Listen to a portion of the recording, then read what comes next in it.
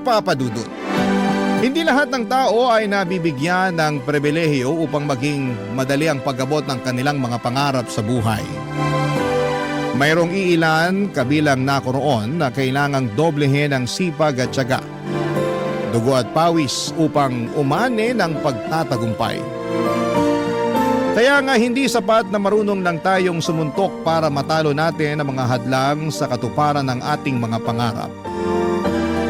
Bagkus, dapat ay marunong din tayong pumadyak. Bago ko po ipagpatuloy ang pagkukwento ay gusto ko munang samantalahin ang pagkakataon na magpasalamat sa programa ninyong Barangay Love Stories. Marami-rami na rin akong napakinggang storya ninyo online na nakaka-inspire. Lalong-lalo na nga kapag ang tema ay tungkol sa pamilya at pangarap. Nakaka-relate ako doon kaya naman nag-decide akong magbahagi na rin ng sarili kong kwento, Papa Dudut. Tawagin niyo na lamang po ako sa pangalang Lawrence. 28 years old at 3 taon nang nagtatrabaho dito sa The Netherlands bilang software engineer. Hindi madali ang pinagdadaanan ko noon bago ako nakatungtong dito. Kaya nga masasabi ko na biggest success and achievement ko talaga ang makapag-ibang bansa at matulungan ng pamilya ko sa Pilipinas. Mahirap lang din kasi kami noong araw. Madalas salat kami sa pagkain kaya naranasan naming magutom. Panganay ako sa 5 magkakapatid at 17 years old pa lamang noon si Nanay Esper nang pinagbuntis niya ako at 18 years old naman siya noong pinanganak ako. Tapos ay naging sunod-sunod ang pagbubuntis at panganganak niya hanggang umabot na kami sa 5. Kaya kahit bata pa ako ay natuto na akong alagaan ng mga kapatid ko at tumayong ama sa kanila, lalo pat walang kakayahan ng aming tatay. Magsisimula ang aking paglalahad noong 18 anyos ako, Papa Dudut. Tubong Antipolo, Rizal ang aming pamilya.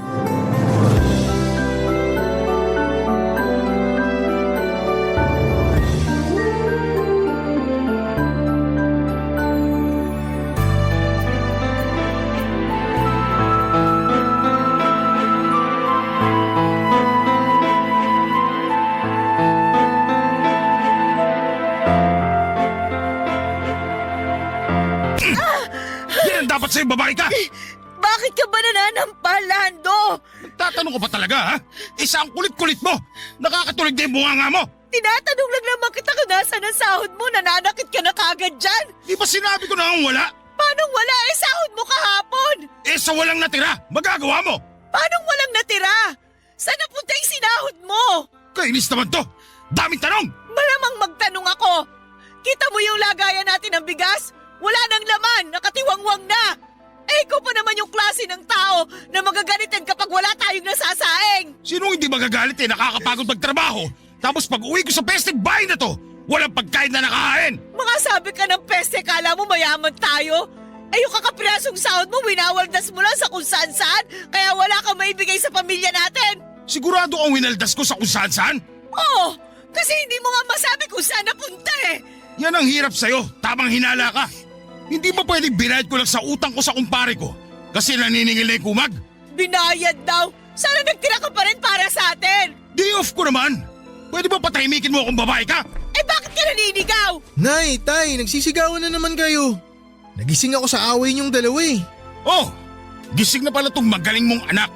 Aba Lawrence, tanghali na Tirik ding araw sa labas, pero ikaw may panis na laway pa. Tigilan mo nga si Lawrence, wag mo siya pagbalingan ng galit mo. At sino gusto mong pagbalingan ko? Ikaw! Sige! Teka, tay, huwag niyo pong sasaktan si nanay. Yan kasing nanay mo, masyadong mapapel. Paano ako naging mapapel kung inaawat ang kitang saktan ng anak mo? Nay, huwag na po kayong sumagot para di na magalit si tatay. Oh, makinig ka sa anak mo, Esper. Kanina pa nagagalit yung tatay mo. Akala mo kung sino? Siya na nga tong walang perang maibigay sa akin para sana dito sa bahay. Siya pa tong galit at nananakit. Hindi pa ba sapat yung ingay ng bunganga mo para magalit ako? Hirap sa'yo. Parang hindi mo naririnig sarili boses mo. Kaya hindi ka naiingayan. May karapatan naman po pala si nanay na magbunga nga Wala pala kayong naiabot na sweldo sa kanya kaya siya ganyan. Ano sinabi mo? Narinig niyo naman po yung sinabi ko eh. Tay, wala na po tayong maisaing. Ubus na yung bigas kahapon pa ng tanghali. Sinubukan namin umutang sa tindahan pero nagalit sa amin yung tindera. Nakiusap lang si nanay kaya pinautang siya. Nangako si nanay na magbabayad siya ngayong araw pagkasahod nyo. Kaya siya nagbubunga nga kasi wala kayo na ibigay na sahod, di wala siyang may pambabayad sa tindahan, lalo magagalit sa amin yung tindera. At bakit ka ganyan magsalita sa akin? Baka nakakalimutan mo tatay mo ako? Hindi ko po nakakalimutan yun. Pero baka kayo po yung nakakalimot na magpakatatay sa pamilyang to. Ah, ganon. Gusto mo rin yata masampal katulad ng nanay mo? Wag na wag mo sasaktan ang anak ko, Lando! At bakit hindi? Bastos siyang anak mo! Tama naman si Lawrence eh! Hindi ka marunong magpakatatay sa pamilya natin, kaya wala kang karapatang mainsulto! Hindi ka pa talaga nadala sa sampal ko? Gusto mo pa yatang dagdagan ko eh! Umalis ka na lang kung mananakit ka! Aalis talaga ako! Umuwi lang naman ako para kumain sana. Pero mukhang wala rin ako mapapala sa pamamahay na to. Kakain ka pa wala na nga kaming makain dito! Eh di sama-sama tayo mamatay sa gutom! Peste buhay naman to oh! Ikaw ang peste sa buhay namin! Ako ba talaga? Ako pa, Esther? Oo, ikaw! Sino pa ba sa tingin mo? Ako? Yung anak mo? Malamang ikaw! Ay, pinagtutulungan niyo talaga ako, no? Ewan ko sa inyo! Papa Dudut, hindi na bago sa akin ang eksena kung saan ay nag-aaway ang mga magulang ko ng dahil sa pera. Bata pa lamang ako ay gano'n na sila, Papa Dudut. Akala ko ay masasanay na ako pero naririndi pa rin ako sa tuwing nagbabangayan sila. Minsan kampi ako kay tatay kasi nakakabinging manermon si nanay. Pero madalas ay kumakampi ako sa nanay ko dahil totoo naman ang lahat ng mga sinasabi niya tungkol sa tatay namin. Mabisyo kasi ito at magastos. Kaya laging kulang o minsan ay wala pa itong naibibigay na pera para pang gastos namin sa bahay. Nagtatrabaho sa atelier bilang mekaniko ang tatay ko, Papa Dudut. Si nanay naman ay taong bahay. Gustuhin man niyang tumulong kay tatay sa pagtatrabaho ay hindi na siya magkanda-ugaga sa pag-aasikaso sa aming magkakapatid. Noong lumaki na kami ay tumanggap ng labahin si nanay para naman may pinagkakakitaan siya. Pero hindi yun regular at kung meron lamang nagpapalaba. Sinamahan na rin niya ng pamamalantya or pagkaplantsa para may dagdag kita. May mga pagkakataon na kapag nagagalit si nanay sa amin ay lagi niyang bukang bibig na sana'y hindi na lamang niya kami pinanganak. Aaminin ko sa inyo, Papa Dudut, na nagtatampo ako nung bata ako kapag napapakinggan ko yon sa kanya. Pero habang tumatanda ako, na-realize ko na biktima lang din ng sitwasyon ng nanay namin. 9 na taon ang tanda sa kanya ni tatay at bata pa rin siya noong nagbuntis at nanganak. At pinilit magpakananay sa amin. Simula noon ay sinisi ko na si tatay kung bakit dinamay niya kami sa pagiging miserable ng buhay niya. Ayaw kasi ng mga magulang ni nanay at ayaw nila kay tatay dahil wala raw itong direksyon sa buhay at kontento na lamang sa pagiging mekaniko. Habang hindi naman masama yung trabaho niya, iba pa rin kapag may pangarap ka para sa pamilya mo. Kaya nga noong nabuntis si nanay, tinakwil siya ng mga magulang niya kaya sumama na lamang siya kay tatay at nagpakalayo-layo. Minsan bago ako matulog sa gabi ay hiniling ko na kung pwedeng maulit ang nakaraan. Sana hindi na lang nagkakilala sina nanay at tatay kahit na ibig sabihin noon ay hindi na kami pinanganak. Mahal na mahal ko si nanay dahil kapag hindi naman siya galit sa amin at sa sitwasyon ng buhay namin, ay pinaparamdam naman niya na mahalaga kami sa kanya. Lagi niyang sinasabi sa amin, Papa Dudut, na kami raw ang kayamanan niya sa buhay. Kaya nga masakit sa akin kapag nakikita ko siyang umiiyak. Kahit patagon ang dahil kay tatay, Papa Dudut.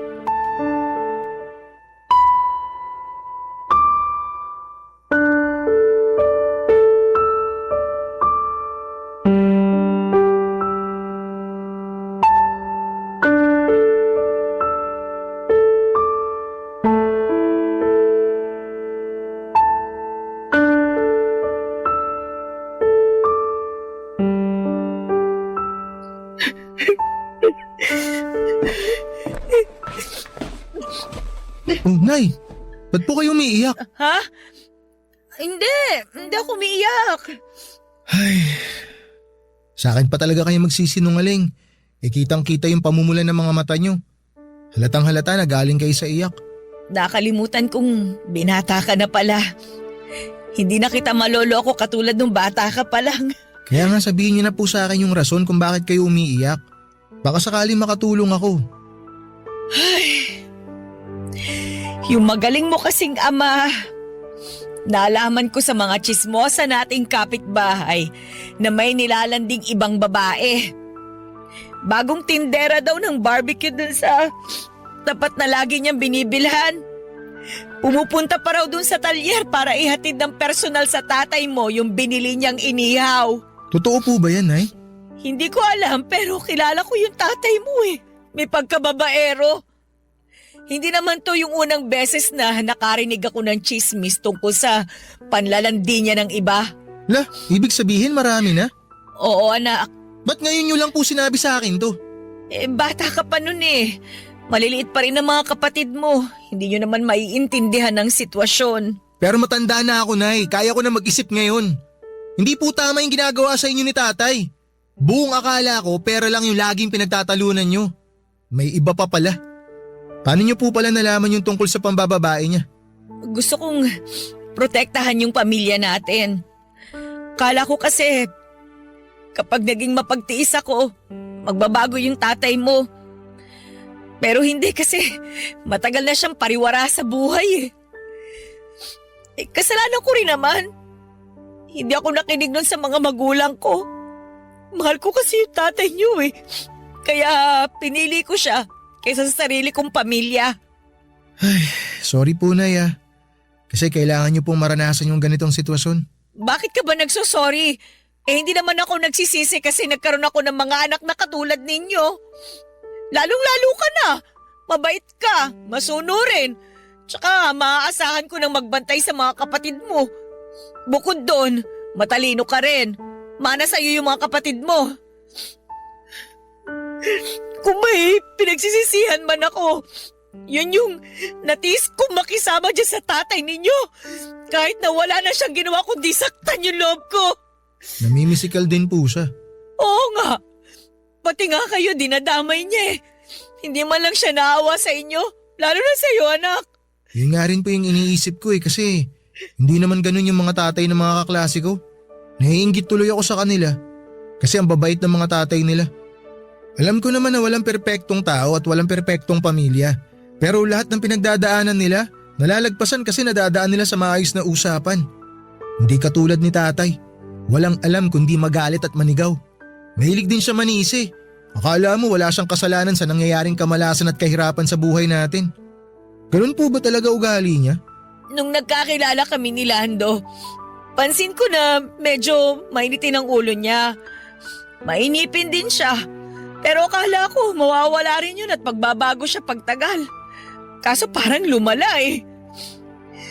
Ay, pasensya na kayo ng mga kapatid mo anak ha. Kasi nagkaroon kayo ng tatay na hindi marunong magpakatatay sa pamilya natin. Kung pwede ko lang sana piliin kung sino magiging tatay ninyo. Hindi ko nagugustuhin makisama sa tatay ninyo eh. Maghahanap talaga ako nung responsable, mabait at marunong magdala ng pamilya. Sa tingin ko na hindi naman na po namin kailangan ng bagong tatay. Kasi kontento na kami ng mga kapatid ko sa inyo, Nay. Pero mahirap lang tayo eh. Tsaka wala rin masyadong alam ang nanay ninyo. Lagi nga ako naloloko pag sinusuklian sa palengke kasi madali ako mataranta kapag maraming tao. Nakakahiya. Tumanda na lang akong ganito. Pero para po sa amin, kayo ang pinaka the best na nanay. Di nyo naman po kailangan maging perpekto para matawag na the best eh. Nay, pangako ko po sa inyo mag-aaral po ako ng mabuti. Para pagdating ng panahon magkaroon ako ng magandang trabaho. Tsaka pag nagkaroon na ako ng magandang trabaho, tutulungan ko kayo na iahon yung pamilya natin sa kahirapan. Gagawin ko po yun, Nay, kahit wala si tatay. Hindi po namin kailangan si tatay para magkaroon ng inspirasyon. Kayo lang po, Nay. Sapat na sa amin yun. Papadudot kung gaano ko kamahal ang nanay ko. Kabaligtaran naman noon ang nararamdaman ko sa tatay ko. Galit ako sa kanya dahil hindi na nga siya mabuting ehemplo sa aming magkakapatid. Lagi pa niyang sinasaktan si nanay. At mas nadagdagan lang ang galit ko sa kanya nang malaman ko nga ang tungkol sa pambababae niya. Ang kapal ng mukhang humanap ng iba samantalang pamilyadong tao na. Grabe ang inis ko noon sa kanya na para bang gusto ko siyang suntukin sa pagmumukha niya kapag umuwi siya sa bahay. Pero ang totoo ay takot talaga ako sa tatay ko. Kahit na gustong gusto ko siyang sagot-sagutin. Iniiwasan ko dahil ayoko na ulit maulit yung mga pambubugbog niya sa akin na damay pati mga nakababata kong kapatid. Patpatin kasi ako at mahina kumpara sa tatay kong malakas. Wala talaga akong binatbat sa kanya. Sa katunayan, noong huling beses na ginulpi niya ako ay kamuntika na akong maospital. Nasagot ko kasi siya ng pamalang dahil inaaway na naman niya si nanay. Buti na lamang at naawat siya ng nanay ko dahil kung hindi baka tuluyan na akong nabaldado noon, Papa Dudut. Barangay Love Stories. Barangay Love Stories. Papa Dudut, dahil po sa pambababae ni tatay, dumalang na lamang ang pag-uwi niya sa bahay namin. Kahit na masakit kay nanay, tinanggap na lamang niya ang kalokohan ng tatay namin. Natutuhan niyang tumahan sa pag-iyak at bumangon mula sa pagkakalugmok dahil meron siyang mga anak na kailangang buhayin. At ako naman, Papa Dudut, bilang panganay, ang kasakasama ni nanay sa paghahanap ng trabaho na pwede niyang pagkakitaan para may pambili kami ng pagkain.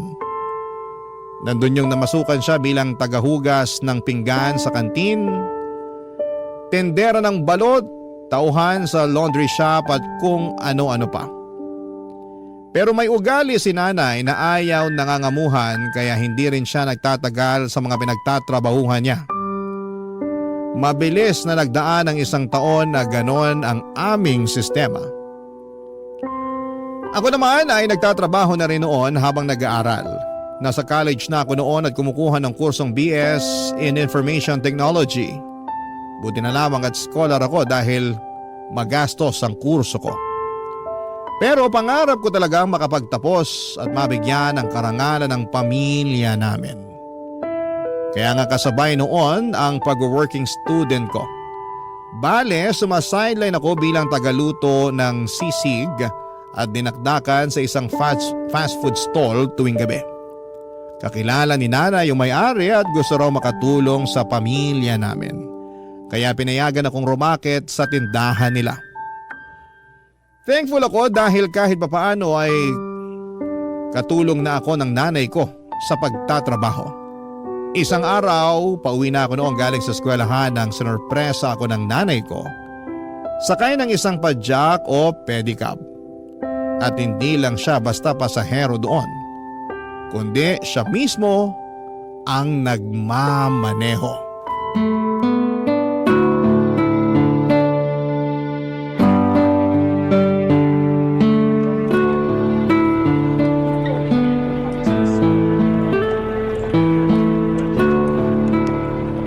Nay, ito na po yung fishball nyo.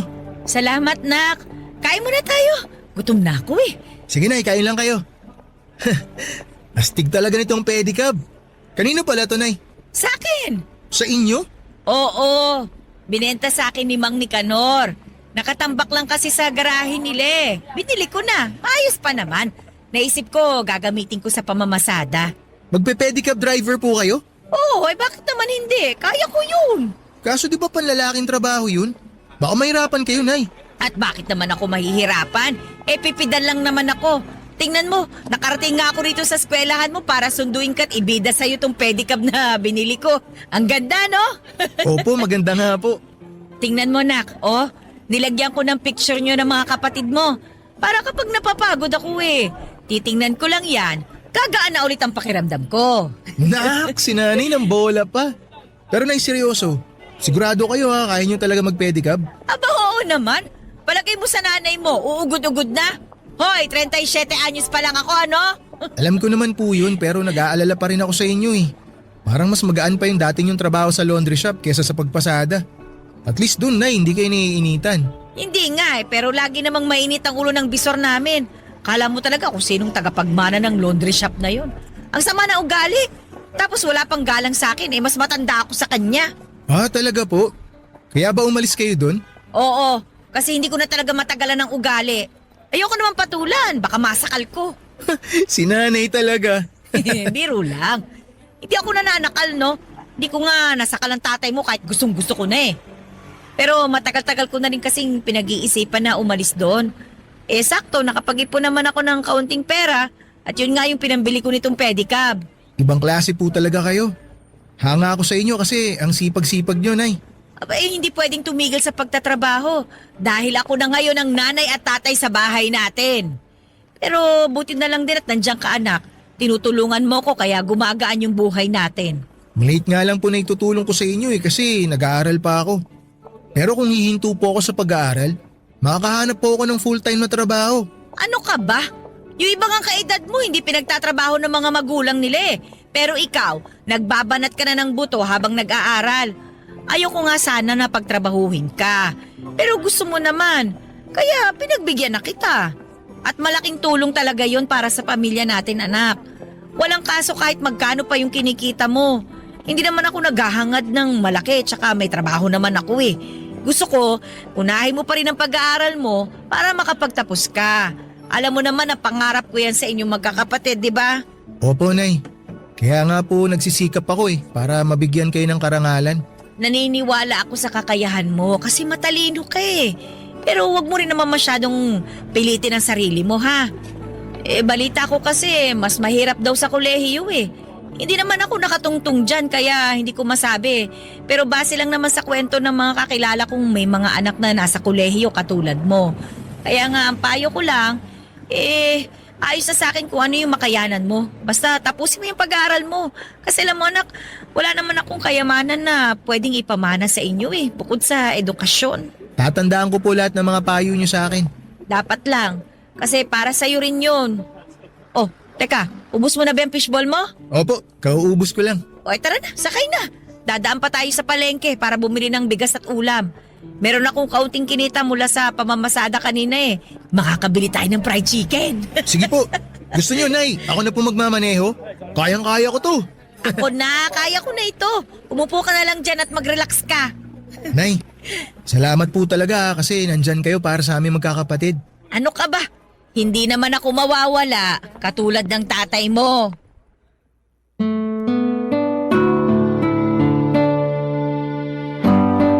Papa Dudut, hindi ako mahihiyang sabihin na proud akong pedicab driver ang nanay ko.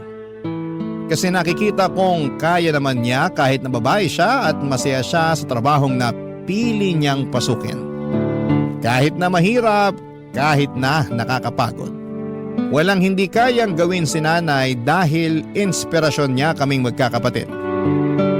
Kitang-kita ko ang alab ng determinasyon sa mga mata niya. Sa tuwing walang pag-aalinlangan niyang binabagtas ang daan para lamang maihatid ang mga pasahero niya, umaraw man o umulan. Kaya sino ako para magreklamo at sumuko sa buhay? Nangako ako sa sarili ko na bibigyan ko ng karangalan ang nanay ko. Sisiguraduhin kong makikilala siya ng karamihan dahil mabuti siyang magulang. At kapag binabanggit ko si nanay, kung gaano ako ka-proud sa kanya ay naluluha siya. Pero masaya naman daw siya. Doon ko nga napagtanto na kahit na hindi patas ang mundo sa lahat ng tao, ay meron pa ring pag-asa na hindi habang panahon ay nasa kahirapan kami. At nalulugmok ang aming buhay. Kumbaga, Papa Dudut ay bilog ang mundo. Hindi tayo palaging nasa ilalim. Darating din ang araw na aasenso tayo at makakaahon papunta sa tuktok. Ganon ang naging buhay namin sa loob ng 2 taon, Papa Dudut.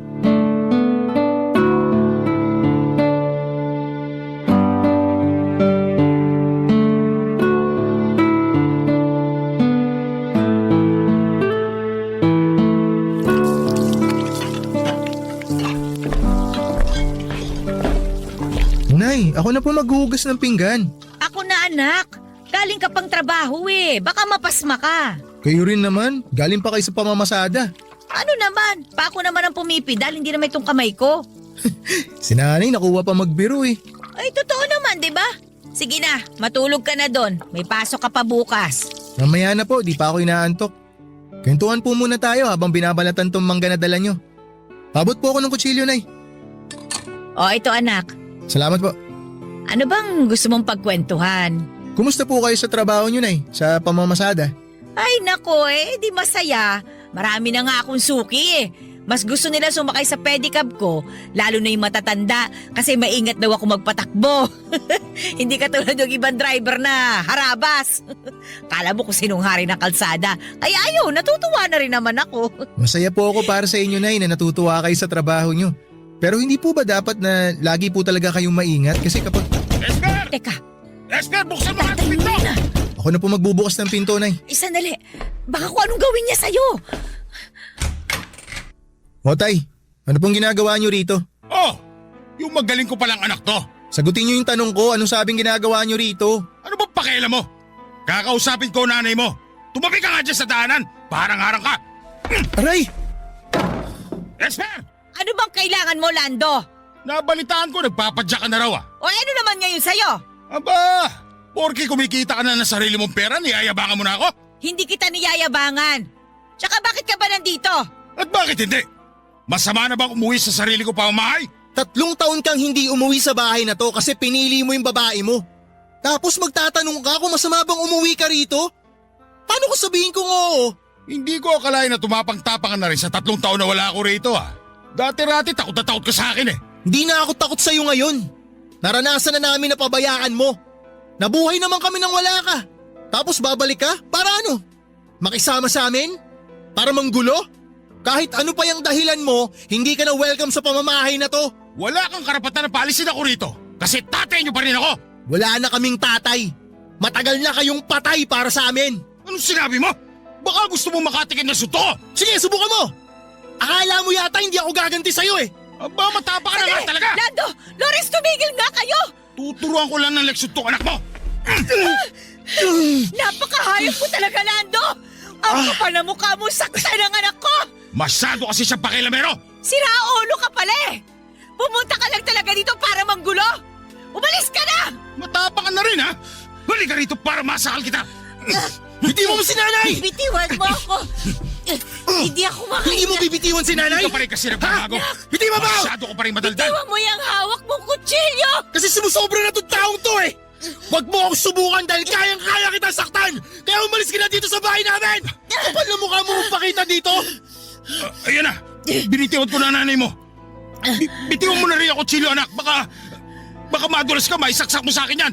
Pagkatapos mo kaming iwan, babalik ka na lang ng ganon? Kapal na mukha mo! Kampun ka ng demonyo! Tapos mananakit ka pa at manggugulo dito? Mabuti pa umalis ka na! Bumalik ka doon sa pinanggalingan mo! Umalis ka na, Lando! Ayaw ka na naming makita at makasama ng mga anak mo! Hoy! Bibilang ako ng 3! Dapat nakalabas ka na ng pinto ng bahay na to! Di ako nagbibiro sa'yo, sasaktan talaga kita! 1! 2! Ito na nga lalabas na. Mga linti kayo. Magsama-sama kayo sa impernong lugar na to. Dahil pa sinasabi! Malis ka na!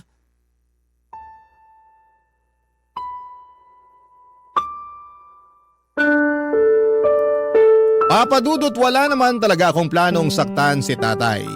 Gusto ko lamang siyang takutin dahil sumusobra na siya.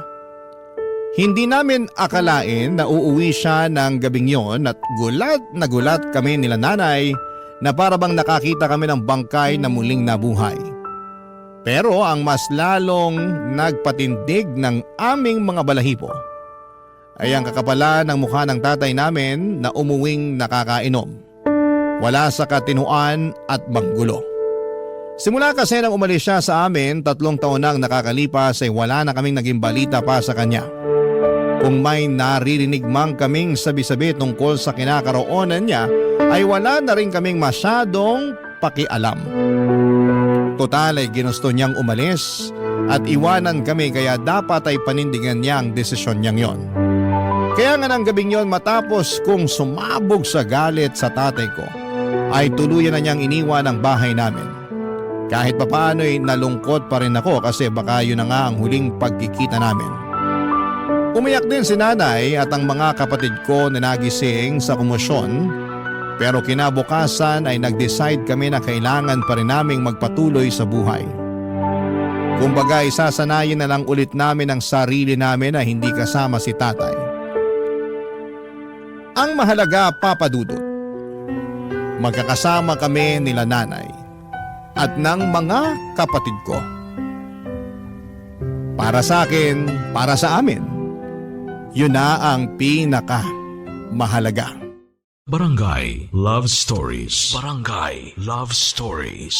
Papadudot, nabalitaan din pala namin na tumira si tatay sa kabilang barangay lang kasama yung babaeng pinalit niya kay nanay. Sa katunayan ay may mga anak na sila at bumalik siya sa pagtatrabaho sa talyer. Umalis kasi siya noong unang taon na umalis na papadudot na hindi na siya masaya at epektibo sa kanyang trabaho. Yun pala ay nandun siya sa babae niya sa Bulacan. Pero wala na kaming pakialam sa kanya at sa buhay na pinili niya nang hindi kami kasama. Galit pa rin ako sa tatay ko at kung minsan ay naiisip ko na kapag nakasalubong ko siya sa daanan ay baka masuntok ko siya ng kaliwat kanan sa mukha nito. Pero mabuti na lamang at hindi naman nangyari yon kasi baka masabihan akong walang respetong anak sa magulang ko. Wala ding respeto sa amin. Tulad ng dati, pinagpatuloy namin ang pamumuhay. Kapag hindi ako naka-duty sa food stall at kapag wala kaming klase sa araw, ako ang nagpapadyak para naman makapagpahinga si nanay. Sa sobrang sipag niya kasi madalas na siyang dapuan ng sakit tulad ng ubo at sipon. At ang malala doon ay lagnat. Paano ba naman ay sinusuong niya ang araw at ulan, makapamasada lamang. Nangihinayang kasi siya sa kikitain niya, kaya hindi niya priority ang pagpapahinga. Bukod doon ay marami pa rin kasi kaming utang na binabayaran. Halimbawa noon ay yung sa tindahan, Papa Dudut.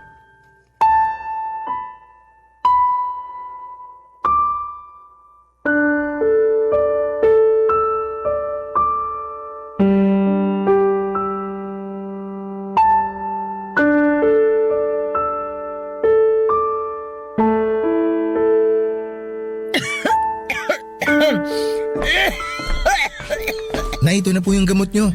Inumin nyo na po muna. Salamat, Lawrence. Nay, inuulit ko parang awa nyo na magpahinga na muna kayo.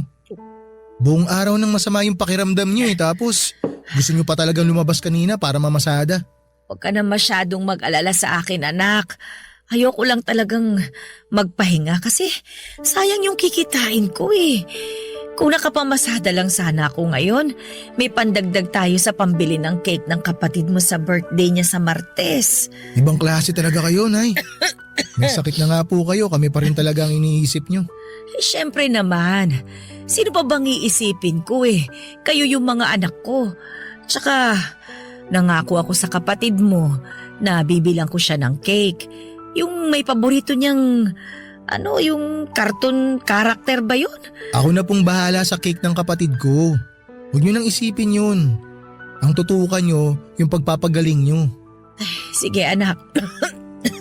Salamat talaga kasi lagi mo kong sinasalo. Sinasalo po saan? Sa mga pagkukulang ko sa pamilya natin. Sa mga panahon na hindi ko kaya kasi nagkakasakit ako. Pakiramdam ko, wala akong kwentang ina kapag hindi ko nagagawa yung lahat para sa inyo. Ano pong walang kwenta, Nay? Kahit nga po may sakit kayo, ang sipag-sipag nyo pa rin eh. Ayaw nyo yung nakahiga lang. Bumabangon kayo para maghugas ng pinggan imbis na natutulog.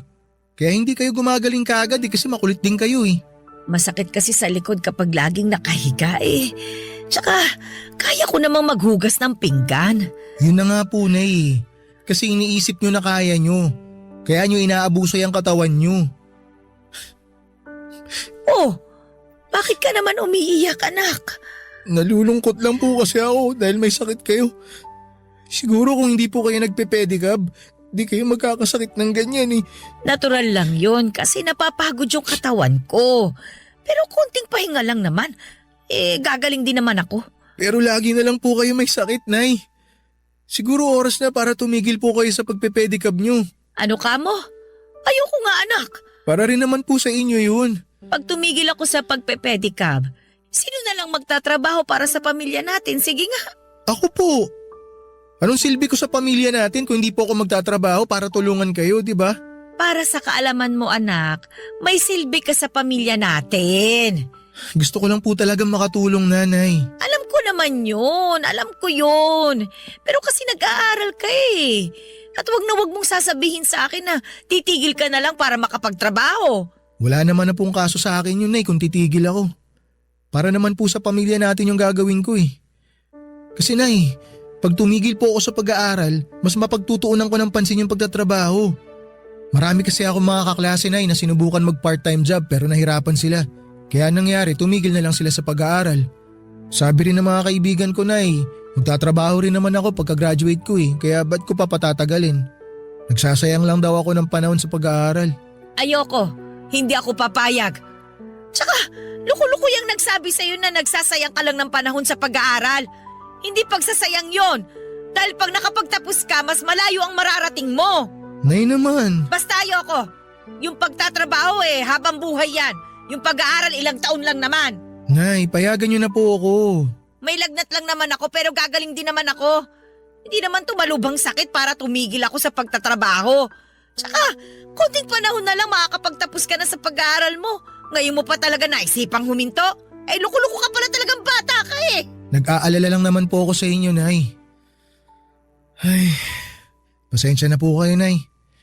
Naiinip lang po kasi ako eh. Gusto ko na makatulong sa pamilya natin. Gusto ko na po makatulong sa inyo na mag-provide para hindi naman po kayo nahihirapan na magtrabaho. Naawa na po kasi ako sa inyo eh. Ayaw ko po na may mangyaring masama sa inyo, Nay. Lalo na pumapasada kayo. Nakakatulong ka sa pamilya natin. Ako ang nanay sa ating dalawa. Ako dapat ang magtrabaho ng husto para sa atin. Hindi ikaw. Dahil nag-aaral ka pa nga eh. Basta anak, sikapin mo na makapagtapos ka. Ilang taon na lang naman yan. Pasasaan din ba at magbubunga rin yung paghihirap natin kapag nakapagtapos ka na? Sige po, Nay. Pero dapat magpagaling na po kayo ha. Ipangako niyo po sa akin yun. Oo, magpapagaling ako para hindi ka na rin masyado mag-alala dyan. Pangako yan anak. Papadudot nag-usap pa kami ni nanay ng ilang minuto bago siya inantok dahil na rin sa gamot na ininom niya. Nang makatulog na siya ay hinalikan ko ang kanyang noo at umusal ng panalangin sa Diyos na sana'y pagalingin na niya ang nanay ko. Tapos ay saglit kong tinitigan si nanay habang inaalala yung mga pinag-usapan namin. Hindi pa rin siya nagbabago. Kahit na may sakit na siya ay punong-puno pa rin ng pag-asa ang mga mata niya na balang araw ay mapagtatapos niya kaming magkakapatid sa pagpapadyak niya. Kaya nga kahit mahirap, kahit na minsan ay nawawala na ako ng dahilan para tapusin ang pag-aaral ko, ay binabalikan ko lahat ng pinagdaanan namin upang makahanap ng rason kung bakit kailangan kong makapagtapos. Kapag binabalikan ko kung paano kami nagsimula ay nabibigyan ako ng pag-asa upang lalong magsumikap sa aking pag-aaral. Laging sinasabi sa akin ng nanay ko na habang may buhay, may pag-asa. Hindi man yon nakikita ng ating mga mata pero nararamdaman naman yon ng ating puso, lalo na sa tuwing nagdarasal tayo sa Diyos. May pag-asa sa bawat sulok ng maliit naming tahanan. May pag-asa sa mga hikbi ng magulang na nakikiusap sa Panginoon na iligtas ang mga anak nila sa kapahamakan at bingit ng kamatayan. May pag-asa sa bawat pagsisikap ng isang tao na merong pangarap na gustong tuparin pagdating ng panahon. At may pag-asa sa bawat pinapadyak ng aking nanay. At totoo nga dahil pagkalipas ng 2 taon, makakapagtapos na ako ng pag-aaral.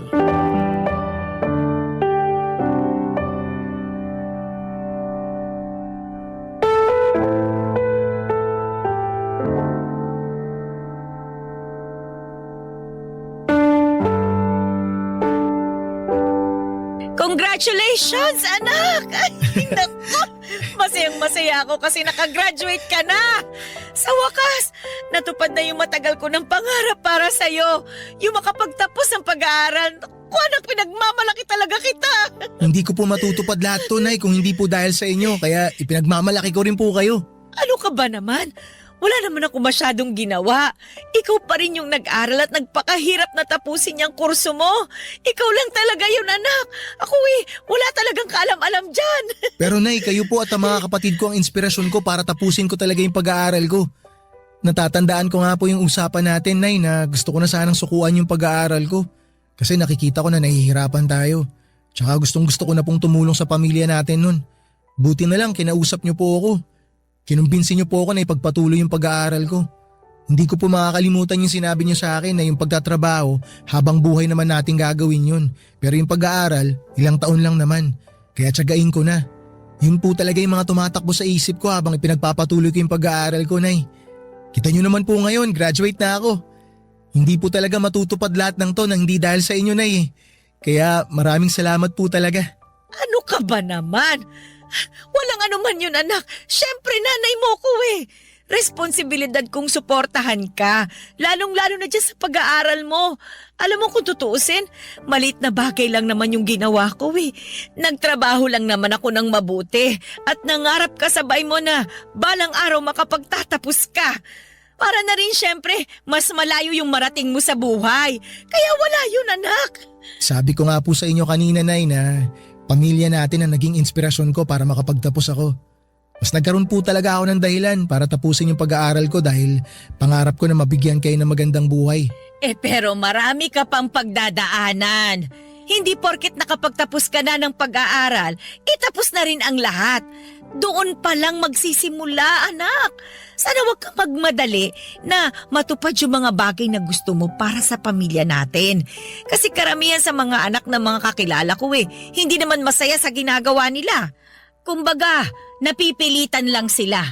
Kaya nga, dahan-dahanin mo lang, anak. Huwag kang magmamadali. Opo, Nay. Tatandaan ko po yung mga sinabi niyo. Ganyan nga. Pakiramdam ko tuloy ako yung gumraduate Ewan ko ba, talagang proud lang ako sa iyo, anak. Proud na proud din po ako sa inyo, Nay.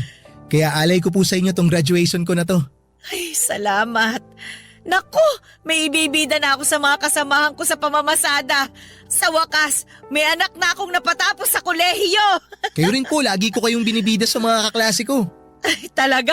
Anong sinasabi mo sa kanila? Lagi kong sinasabi sa kanila na yung nanay ko, masipag na pedicab driver. Ano naman ang sabi nila? Siyempre natutuwa sila, Nay. Humahanga sila sa'yo. Kasi alam nila na hindi madali yung trabaho nyo. Pero kinakaya nyo para mabuhay kami magkakapatid. Doon palpak si tatay yung buhayin yung pamilya natin. Lalo na nung iwan niya tayo para sumama dun sa babae niya. Ay, nako. Naisip ko lang, kung di lang siguro nagloko yung tatay mo, sana dalawa kami ngayon na nagse-celebrate ng graduation mo. Dalawa kami ngayon na proud sa'yo. Naisip ko rin po yan, Nay, pero hindi ko na lang masyadong pinagtutuunan ng pansin. Pero alam niyo, Nay, pag binabalikan ko yung mga kasalanan niya sa atin, nagpapasalamat ako. Kasi hindi na natin siya kasama ngayon. Wala na tayong problema, wala na tayong konsumisyon. Ako rin naman. Lalo na tapos na yung mahabang panahon ng pagpapakatanga ko dyan sa tatay mo at pakikisama sa kanya kahit na lagi niya akong pinahahalik sa kamao niya. Ay, tsaka mas mahal ko kayo ng mga kapatid mo at mas mahalaga kayo sa akin kesa sa kanya. Sino ba siya? Ako pa bang magpapakahirap sa kanya? Ako magdudusa? Doon na lang siya sa babae niya. Basta pangako ko po sa inyo, Nay, ito na po ang magiging simula ng pag-asenso natin. Gagawin ko po lahat para maiahon tayo sa hirap. Basta anak, Huwag kang magmamadali sa pag-asenso. Kasi hindi naman yan instant na pwede mong makuha agad-agad eh. Lahat ng bagay sa mundo, pinaghihirapan yan at pinagtitiisan. Katulad niyang pag-aaral mo. Aba, ay pinaghirapan mo yan at pinagtiisan. Kaya nagtagumpay ka. Ano, naiintindihan mo ba? Opo, Nay. O mabuti naman. Ay, Nay, teka. Meron pa pala akong isang sorpresa. Ano ba yan, anak? Ito po, sulat. Sulat? Ay sige, akin na. Basahin niyo, Nay. Cum laude? Cum laude ka, anak? Naku naman, ang galing-galing talaga ng anak ko. Mana-mana lang po yan, Nay. Nagmana po ako sa inyo eh. Papadudot proud akong nakapagtapos bilang cum laude at inalay ko ang tagumpay ko na yon sa pinakamamahal kong nanay. Ipinangako ko sa kanya ng araw na tinanggap ko ang aking diploma at medalya na yun na ang simula ng pagbabago ng aming buhay. Bagaman hindi pa rin naman naging madali ang pinagdaanan ko sa paghahanap ng trabaho, hindi ako sumuko dahil pinalaki ako ng nanay ko na palaban at hindi nawawala ng pag-asa. Kaya naman hindi nagtagal ay nakapasok naman ako sa isang private company sa Quezon City. Tumagal din ako ng 1 taon doon bago ako nabigyan ng opportunity na makapagtrabaho abroad, bagay na hindi ko na nga pinalagpas pa. Sa kasalukuyan, kahit na malayo ako sa pamilya ko hanggang ngayon ay pinoprotektahan pa rin ako ng mga panalangin ng nanay ko. Pakiramdam ko ay ligtas ako araw-araw, lagi pa rin naman akong tumatawag sa kanila dito sa Pilipinas. Nakapagpundar na kami ng sarili at maayos naming bahay. Nakapagtapos na rin sa pag-aaral ang iba kong mga kapatid. Hindi na nagpapadyak si nanay dahil meron na siyang pinagkakabalahang food stall. Kung tatanungin ninyo ako kung may balita ako sa tatay namin ay meron kasi nalaman namin na nagkaroon siya ng malubhang sakit sa baga. Tapos walang-wala rin sila ng kinakasama niya. Kaya may nakapagsabi sa akin na lagi raw siyang nakasilip sa dati naming bahay. Naawa naman ako sa sitwasyon niya kaya ako na yung nakipag-communicate sa kanya. Humingi siya ng tawad sa akin noong nagkausap kami sa tawag. Pinatawad ko na rin naman siya kasi ayokong habang buhay magtanim ng galit sa kanya. Nangako rin ako na tutulungan ko siyang magpagamot sa sakit niya. Kaya lang po papadudot nitong nakaraang buwan, noong August 2024 ay tuluyan na rin pong pumanaw ang tatay ko. Hanggang dito na lamang po ang sulat ko, papadudot, at maraming salamat sakaling mapili po ninyong i-ere sa programa ninyong Barangay Love Stories. Sana po ay kinapulutan po ito ng aral at inspirasyon ng mga kabarangay natin, and God bless and more power sa Barangay LS 97.1. Ang inyong forever kapuso at kabarangay, Lawrence. Dear Papa Dudut, magandang tanghali po sa inyo, magandang tanghali rin sa lahat ng nakikinig sa inyong programang Barangay Love Stories. And happy Valentine's Day po sa lahat. Ako po si Tadeus, 25 years old at isang freelance graphic designer. Hindi katulad ng mga normal na binata ay hindi po ako buo. Literal ito dahil pinanganak po akong walang kamay sa kanang bahagi ng aking braso. Hindi ko alam kung ano ang ginawa ng nanay ko, kung kaya ako nagkaroon ng depekto, pero pagkalabas ko pa lamang ng mundong ito, unang segundo pa lamang ng buhay ko ay meron na akong kapansanan. Hindi ko alam kung bakit ako yung nabigyan ng ganong klaseng birth defect. Parang napaka-unfair lang kung iisipin. Dahil wala pa naman akong ginagawang mali para mabigyan ng ganong kaagang problema. Hindi pa man ako nakapagsisimula ay may disadvantage na agad ako sa buhay na siyang dinala ko hanggang sa pagtanda ko.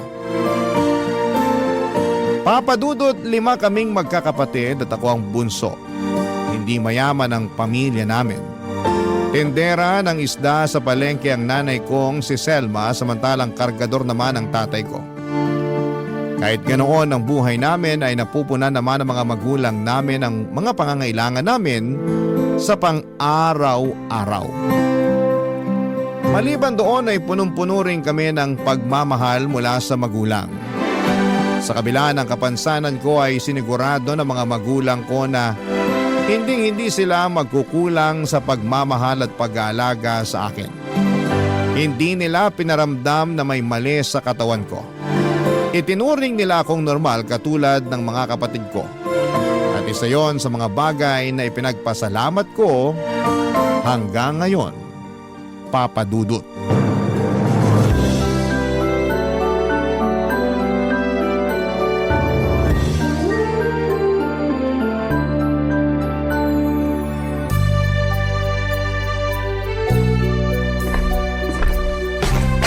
Anak, Tadeus, nasan ka? Nandito po ako sa sala, Nay. Nag-toothbrush ka na ba? Opo, tapos na po. Kanina pa po. O, kunin mo na tong baon mo para makaalis na kayo. Kanina ka pa hinihintay ng mga kapatid mo sa labas. Aalis na yung sundo nyo. Sandali lang po, nagsasapatos pa lang po ako eh. Dalian mo, late ka na sa school nyo. O, eto yung baon mo. Salamat po. Ano pong laman yan? Siyempre, yung paborito mong binabaon na mamon. Bagong luto pa yan galing sa bakery sa kabilang kanto. Talaga po? Sarap naman. Oo, dinagdagan ko rin yan ng crinkles tsaka juice. Salamat po, Nay. The best talaga kayo. Walang anuman. Amin na, tulungan na nga kita dyan. Hindi na po, ako na po. Kaya ko po to. Kaya mo ba talagang itali yung sapatos mo? Oo naman po. Akala niyo po ba porkit wala akong isang kamay, hindi na po ako marunong magtaali ng sintas ng sapatos? Hindi naman. Iniisip ko lang kung marunong ka na bang magtali kasi first time mo lang namang gumamit ng sapatos na may sintas eh. Dati kasi yung sapatos na velcro yung binibili namin ng tatay mo para sa'yo. Wag po kayo mag-alala kasi tinuruan na po ko ni tatay kung paano magsintas. Nasa diskarte lang po yan, tingnan nyo. O sige na nga, panood nga kung paano ka magtali ng sintas. Watch and learn, Nay. Una, pagbuhulin mo muna, tapos gamit yung isang paa, apakan mo yung isang sintas para mahigpitan yung pagkakabuhol. Tapos ito po, tingnan nyo, kahit isang kamay lang kaya ko tong gawing bunny ears. Bunny ears? Opo, yun ang sabi ni tatay. Dapat daw po magmukhang tenga ng rabbit tong sintas kapag naitali na ng maayos. Ah, oo nga naman. O yan po, tapos na. Wow, galing naman ng anak ko. Siyempre, madiskarte po ako eh. O yung kabila naman. Sandali lang po, relax. Eto na po, itatali ko na po. Habang tinatali mo yan, matanong kita, kamusta naman sa school nyo? Sa school? Maayos naman po, masaya. Wala ka bang mga kaklase na nangaasar sa'yo dahil sa kamay mo? Wala po. Mababait yung mga classmate ko. Hindi po nila ako binubuli. Mabuti naman kung ganon. Nag-aalala lang kasi ko sa'yo kasi baka hindi namin alam binubuli ka na pala sa eskwelahan nyo. Marami po akong kaibigan sa school, Nay. Kapag may nang bully sa akin, ipaglalaban nila ako. Tsaka lagi naman po kaming sinasabihan ng teacher namin na hindi maganda mang bully ng classmate. Oo, hindi talaga maganda yung bagay na yun. Kaya ikaw, wag mo ring gagawin yon. Oo naman po. Hindi naman po ako bully eh. Ayan po, tapos na. Ready na ako. O halika na, naghihintay na yung tricycle na maghahatid sa inyo. Nga pala, Nay, card day po namin bukas. Sabi ni Ma'am, kailangan niya raw po mag-attend para sa PTA meeting. Sige, anong oras ba? Hindi ko pa po alam eh. Itatanong ko po muna kay Ma'am. O sige, ako na lang makikipag-meeting para sa'yo tapos yung tatay mo naman ang pupunta sa kapatid mo. Sige po, alis na po ako, Nay. Teka, nasan yung kiss ko? Ay, oo nga po pala. Ikaw ha, bata-bata mo pa nagiging makakalimutin ka na. Hindi naman po, nagmamadali lang. Ito po yung kiss ko. Bye-bye, Nay! Bye-bye, mag-ingat kayo. Pagkatapos ng klase, uwi agad ha. Sabay ka na lang sa mga kapatid mo sa pag-uwi. Baka hindi kayo masundo ng tatay mo ngayon. Sige po! Ubusin mo yung baon mo, ha? Opo, Nay! Love you! I love you po!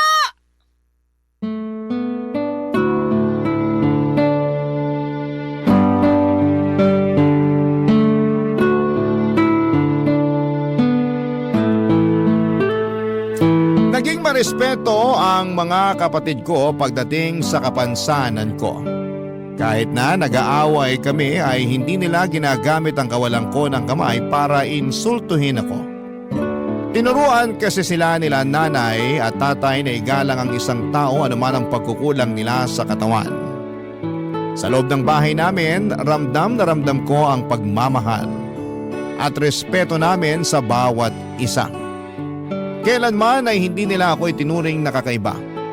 Mula sa lolo't lola, mga tito at tita, pati mga pinsan ko ay hindi iba ang naging turing nila sa akin. Walang favoritism sa bahay namin. Pinapagalitan nila ako kung nagkakamali ako at kinakampihan naman nila ako kapag ako ang nasa tama. Kaya naman walang inggitan sa aming magkakapatid. Ito ang dahilan kung bakit sa mga unang taon ng buhay ko ay hindi naman naging problema sa akin ang birth defect ko. Pero ibang usapan na po noong nagbinata na ako. Ibang kwento na noong pumasok ako sa high school. Ito kasi ang parte ng buhay ko kung saan ay maituturing kong pinakamalalang alaala ko hanggang sa ngayon. Noong panahon kasing iyon ay sobrang lala ng naranasan kong pambubuli mula sa ibang tao. Araw-araw ako ang naging tampulan ng tukso. Hindi lang ng mga kaklase ko kundi pati na rin ng mga teachers ko. Ako ang laging ginagawang punchlines ng ibang teachers namin para lang gawing good mood ang buong klase. Kaya tuloy malakas din ang loob ng mga kaklase ko. Naasa rin ako dahil sa ginagawa ng mga matatanda sa akin. Dahil doon ang self-confidence ko na nabuo noong bata ako. Dahil sa suporta ng pamilya ko ay nawala na. Dahil sa hindi matapos-tapos na pambubuli sa akin noon, Papa Dudut.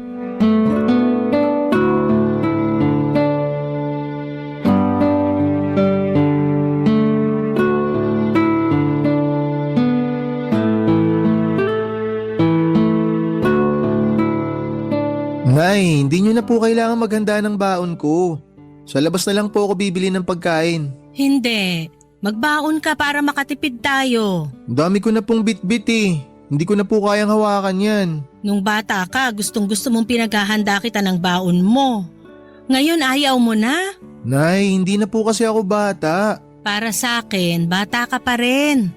Kahit 30 ka na o 50, bunso pa rin ang tingin ko sa'yo. Hindi na magbabago yon. Ay, sige na nga po. Hintayin ko na yung baon ko. Nangungonsensya kayo eh. Tumala ba? Opo. Mabilis lang to. Tsaka mamaya pa naman yung klase mo, di ba? Ba't ka ba nagmamadali? May dadaanan pa po kasi ako. Bibili ako ng bond paper para sa research namin. Ah, ganun ba? Nay, nakita niyo po ba yung hoodie ko? Anong hoodie ba? Yung puti? Ang dami mo kasing hoodie eh. Yung dilaw po na may black na lining. Nasa sofa yata. Bakit ka mag-hoodie? Ang init-init kaya? Yun po uso ngayon eh. Kayong mga kabataan talaga kung ano-ano ang sinusuot. Tirik na tirik ang araw pero naka-hoodie. Mas lalo ka lang aasim niyan kasi pagpapawisan ka. Hayaan niyo na po. Sayang naman yung mga hoodie ko kung hindi ko gagamitin. Kung bakit kasi ang hilig mo sa hoodie. Mas maganda yung ipakita mo yung mukha mo. Sayang lang ang itsura mo kapag lagi kang nakatalukbong. Mas confident po kasi ako pag nakasuot ako ng hoodie. Bakit naman? Para pwede ko pong itago yung mukha ko kapag pinagtitinginan ako ng mga tao. Isa pa kapag naka-hoodie ako, madali lang itago tong kapansanan ko. Anak, hindi mo dapat ikahiya yung kapansanan mo kasi hindi mo naman kasalanan na naging ganyan ka eh. Binigay yan sa'yo ng Diyos kasi alam niyang kaya mong dalhin kung ano man ang meron ka. Wala nga siyang binigay na kamay sa akin eh. Ikaw talaga. Kaya naman pala ang hilig-hilig mong mamili ng hoodie. Sa loob ng 1 linggo, ilang hoodie ang nasusuot mo? Para po iba kada araw yung suot ko. Kaya palang dami kong labahin eh. Hayaan niyo na po, simula ngayon ako na po maglalaban ng mga damit ko. Wag na, trabaho ko yan bilang nanay. Tsaka exercise ko na yung paglalaba. Tingnan mo, ang laki na ng muscles ko oh. Pasensya na po kayo, Nay, kung puro malalaki po yung mga damit ko. Wala yun. Hindi naman sa pinagbabawalan kitang mag-hoodie. Isuot mo kung anumang damit ang gusto mong isuot. Pero ang akin lang naman, hindi mo kailangang magtago sa likod ng mga damit mo. Ang gwapo mong bata! Huwag mong hayaang hilahin ka pababa ng kapansanan mo. Ang hirap lang po kasing makipagsabayan sa mga taong kompleto yung parte ng katawan nila eh. Minsan, hindi ko talaga maiwasang makaramdam ng insecurity. Nahihinggit kasi ako sa kanila. Mayroon silang 2 kamay samantalang ako, pinagkaitan ng isa. Kahit naman iisa lang kamay mo, nagagawa mo pa rin naman kung ano yung mga nagagawa ng normal na tao eh. Wala ka namang pinagkaiba sa kanila. Mas marunong ka nga sa iba eh. Tama naman po kayo, Nay, pero syempre, hindi pa rin maiwasan ng iba na hanapin kung ano yung wala sa akin. Nakakapagod na rin mag-explain sa mga tao kung bakit wala akong kamay. Kung pwede lang sanang i-record na lang yung kwento ko para kapag may nagtanong, isisend ko na lang sa kanila yung explanation. Mausisa lang talaga ang mga tao, nak. Wala namang masama kung magtanong sila eh. Ang mahalaga, magalang sila sa pagtatanong. Yung iba po, oo, pero karamihan medyo masakit sila magsalita. Sila yung mga taong dapat mong iwasan. Mas maganda na yung lumayo ka sa mga taong walang matinong bunganga para iwas gulo na rin. Yun na nga po yung ginagawa ko kaya ako naka-hoodie. Niiwasan ko na lang lahat para maging tahimik ang buhay ko. Ay, sige na, kunin mo na tong baon mo. Yung hoodie mo nandun sa sala, sa may sofa. Salamat po. Mauna na ako, Nay. Sige, mag-ingat ka. Uwi agad pagkatapos ng klase ha. Huwag nang maglakwatsa. Opo. Madali lang para sa ibang tao na sabihin or sabihan ako na huwag na lang pansinin ang mga taong ginagawa kong katatawanan. Maging confident na lamang daw ako sa kung ano ang meron ako at huwag ko raw ikakahiya ang mga pagkukulang ko. Pero hindi kasi nila nararanasan ang mga bagay na pinagdadaanan ko sa araw-araw. Kaya hindi nila alam kung ano ang pakiramdam ng taong may kakulangan. Tuwing naglalakad ako sa kalsada o di kaya ay nakasakay sa jeep. Maraming tao ang nakatitig sa akin, Papa Dudut. Tinitignan nila ako dahil sa may kung anong kakaiba sa akin dahil sa nawawala kong kamay. Wala man silang sinasabi ay alam kong 2 lang ang iniisip nila. Either naaawa sila sa akin o kaya't nagtataka kung bakit wala akong kamay. Kapag pinagtitinginan ako ng mga tao ay mas lalo akong nanliliit, Papa Dudut. Para akong display sa museum na inaaral ng bawat taong nakakasalubong ko. Naging mahiyain ako dahil sa kapansanan ko at simula noon. Hanggat maaari ay umiiwas ako sa mga matataong lugar. Mas gusto ko na lamang mapag-isa kesa makita ang mga mapanghusgang pagmumukha ng mga tao sa paligid ko. Kung pambubuli ang pangunahing kong problema nung nag-aaral pa lamang ako, sa pagtanda ko ay mas lumala pa ang mga suliranin ko sa buhay.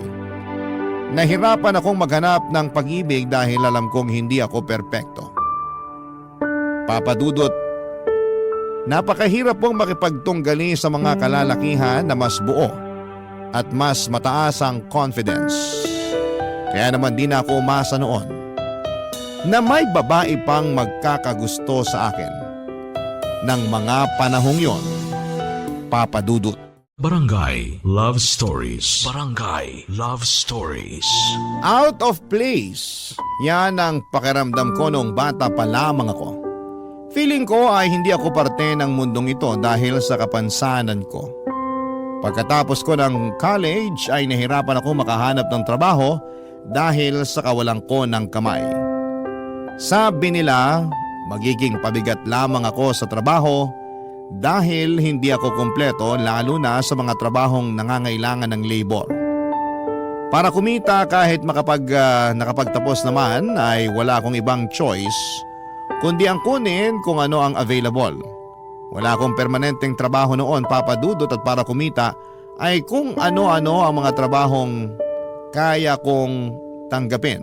Kahit maliit ang sweldo ay kinakagat ko. Maliban sa pahirapang makahanap ng trabaho, isa rin po sa mga nahirapan ako ay ang paghahanap ng pag-ibig. Siyempre tao lang din naman ako. Ang puso, may puso rin ako na marunong umibig pero dahil sa kakulangan ko, ay natatakot akong lumapit sa mga babae at makipagkilala dahil alam kong sa huli ay tatanggihan nila ang isang katulad ko. May mga kababaihan din naman akong natitipuhan noon pero hanggang sa malayong tingin na lamang ako dahil nahiya ako makipagkaibigan sa kanila.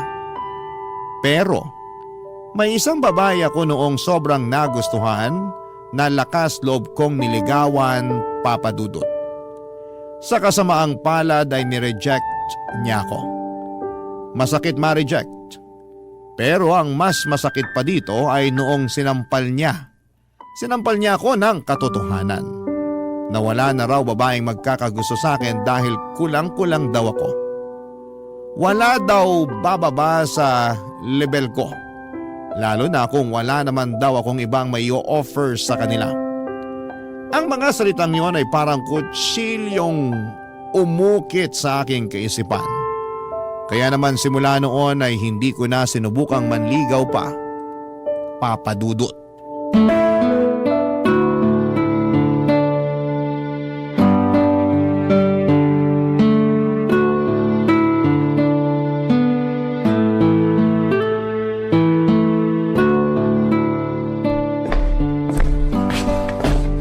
O anak, ang aga mo yatang nagising ngayon ha. Hindi po ako makatulog kagabi. Nung may narinig na akong potpot ng pandesal, bumangon na ako para magkape. Heto po, Nay, pandesal. Salamat. Sakto sa kape. Naku, sayang, ubos na po yung palaman. Gusto niyo po ipagluto ko kayo ng itlog? Hindi, wag na. Salamat. Isasawsaw ko na lang to sa kape ko. Dito ka na lang para may makakwentuhan ako. Sige po. Kamusta naman ang buhay-buhay? Buhay? Kung in general, sakto lang naman po. Kaya naman. Pero kung tatanungin niyo po ako ngayon kung kumusta ako at the moment, medyo mabigat ang buhay, Nay. Bakit naman mabigat? Ang hirap po maghanap ng trabaho eh. Lalo na kung palagi kang dinidiscriminate. Minsan pasado naman ako sa requirements na hinahanap nila pero dahil nga wala akong isang kamay, hindi nila ako kinukuha sa trabaho. Grabe naman yung mga yon. Hindi ka man lang binigyan ng chance. Wala po akong magawa, Nay. Liability kasi ang tingin nila sa akin eh. Mabigat kasi parang nakaka-pressure po sa part ko. Sina kuya at ate may trabaho na tapos ako nakapagtapos nga pero wala namang permanenteng trabaho. Huwag kang ma-pressure. Wala namang nangyayaring kompetisyon eh. Tsaka hindi ka naman namin minamadaling maghanap ng trabaho. Alam naman namin na hindi ganun kadaling maghanap ng trabaho ngayon. Gusto ko lang po sana kasing makabawi sa inyo, Nay, para naman may saysay yung pinag-aralan ko. Gusto kong may kapalit yung sinakripisyo nyo sa akin ni tatay. Makita ka pa lang namin na nakapagtapos, na healthy, na masaya, bayad na sa amin yung mga sakripisyong yon. Huwag mo i-pressure ang sarili mo, anak. Nakakahiya lang po kasi. Asus, anong ikahihiya mo? Huwag kang mahiya. Lagi ka na lang nahihiya. Tularan mo ko, makapalang muka. Alam mo kung anong makakatulong sa'yo dyan sa nararamdaman mo? Ano po? Girlfriend. Sinanay naman eh. Hindi, totoo nga. Malaki ang tulong ng girlfriend sa buhay. Siya ang magbibigay ng saya sa'yo lalo na ngayon sa edad mong to. Girlfriend ang kailangan mo para mabawasan yung bigat na nararamdaman mo. Nay, kaibigan nga, hirap na ako magkaroon. Girlfriend pa kaya? Bakit naman? Wala ka bang natitipuhang babae ngayon? Meron naman po. Ayun naman pala eh. Anong problema? Hindi ka ba marunong manligaw? Hindi naman po sa hindi ako marunong manligaw. Ayoko lang pong manligaw. Ha? Bakit naman? Natatakot po ako ma-reject eh. Natatakot ako na baka hindi nila ako magustuhan. Parte yan ng ligawan. Hindi naman lahat ng tao magkakagusto sa'yo eh. Kaya ka manliligaw para malaman kung sino yung taong may gusto sa'yo. Sa itsura ko pong to, walang magkakagusto sa akin. Walang magtatangkang magmahal sa akin. Bakit mo naman pinapangunahan yung desisyon ng mga tao sa paligid mo? Hindi mo naman alam kung ano iniisip nila. Kahit naman po hindi nila sabihin, alam ko naman na hindi nila ako magugustuhan. Alam mo ba, nung pinanganak kita? Ganyan din mag-isip yung nurse, katulad sa'yo. Katulad ko po? Paano, Nay? Nung nagising ako, binigay ka sa akin ng nurse na katulong ng doktor na nagpaanak sa akin para padedehin. Hindi ko pa alam noon na may kulang sa'yo. Saka ko na lang nalaman nung inexplain na sa akin nung nurse lahat. Tapos, ano po nangyari? Bago pa man ako makapag-react, inunahan na niya ako. Ang sabi niya sa akin, iuuwi mo tong batang to. Mamahalin mo siya katulad ng pagmamahal mo sa iba mo pang anak. Ituturing mo siya ng normal. Sinabi niya po yun sa inyo? Oo, nagulat nga ako eh. Ano pong sinagot niyo? Sabi ko, oo naman. Mamahalin kita kahit pa wala kang muka kasi anak kita. Wala akong pakialam kahit may kulang pa sa'yo, kaya wag niya akong pangunahan. Ayun, nagsorry siya sa akin. May ilang ina daw kasi na hindi kayang tanggapin yung anak nila porque pinanganak silang hindi normal. Kaya ikaw, wag mong pangunahan yung mga iniisip ng ibang tao kasi iba-iba tayo. Hindi lahat ng tao masama. May mga tao ring malawak ang pangunawa. Lagi mong itatakyan sa isip mo. At katulad nga ng sinabi ko ay madali lang ang magbigay ng advice. Pero para sa taong nakakatanggap nito ay mahirap sumunod sa mga sinasabi ng taong wala naman sa iyong kinakakatayuan. Anumang advice ang ibigay nila sa akin ay walang nakatulong para maibalik ang dati kong confidence sa katawan. Noong nagka-pandemic, isa yon sa mga bagay na nakapagbigay ng opportunity sa buhay ko. Hindi ko kailangang lumabas. Hindi ko kailangang makipag-interact sa mga tao. Ang pananatili ko sa bahay noon ang nagsilbing pagkakataon para sa akin para pag-aralan ng tungkol sa graphic designing. Kailangan ko kasi noong maghanap ng mapagkakakitaan online dahil hindi ka pwedeng magtrabaho sa labas noong pandemic maliban na lamang kung frontliner ka. Tinuruan ko ang sarili ko sa pagiging graphic designer. Kasabay noon ay nagkaroon ako ng babaeng kaibigan online. Naging close kami sa isa't isa, Papa Dudut. Pero dahil pareho kaming miyembro noon ng isang online forum, ay mas lalo kaming naging close. Mula siya sa Laguna na mabilis kong nakagaanan ng loob dahil pareho kami ng hilig. Hindi naglaon ay niligawan ko siya. Matapang ako noon dahil wala namang kaming ibang interaction maliban sa mga video calls at tawag sa cellphone. Naging kami ng ilang buwan at nagpatuloy ito hanggang sa natapos ang lockdown. Pagkatapos ng pandemic, nag-decide kaming magkita. Nagulat siya noong malaman niyang nawawala ang kanang kamay ko. Naging maayos naman ang pagtanggap niya sa katotohanan yon. Pero nung nagkahiwalay kami ay hindi na niya ako nireplyan pa sa mga tawag ko. Ginost niya ako, Papa Dudut. Ilang heartbreaks pa na katulad noon ang nangyari sa akin. Hanggang sa isang araw ay bigla na lamang dumating ang isang babaeng hindi ko alam na siya na palang bubuo ng buhay ko.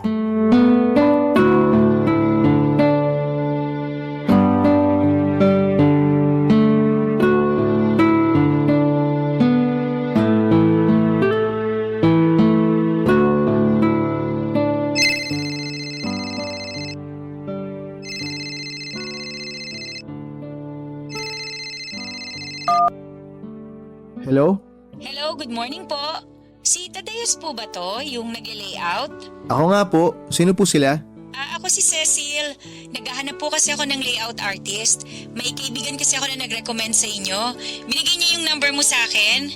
May ipapagawa po ba kayo? Meron sana eh. Gumagawa ka ba ng school paper? School paper? Oo, yung parang diary siya pero para sa school. Hindi kasi ako marunong mag-layout eh. Kaya naghahanap sana ako ng makakatulong sa akin. Gumagawa ka ba nun? Nakagawa na ako dati ng newsletter para sa isang company. Parang parehas din naman yun, di ba? Oo, ganun na ganun yung gagawin mo. Patulong naman po ako. Kaya po ba?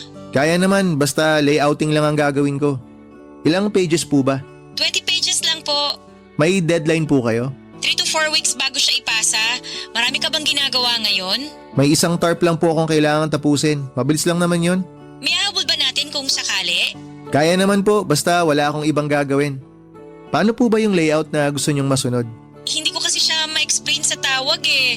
Pero may ibibigay naman ako sa yung sample from previous issues. Mas maganda siguro kung magkita na lang tayo. Pwede nyo rin naman pong i-email sa akin kung sakali para ma-check ko na. Oo, sige. Mas maganda pa nga. Pero remind ko lang po kayo na layout lang po yung gagawin ko ha.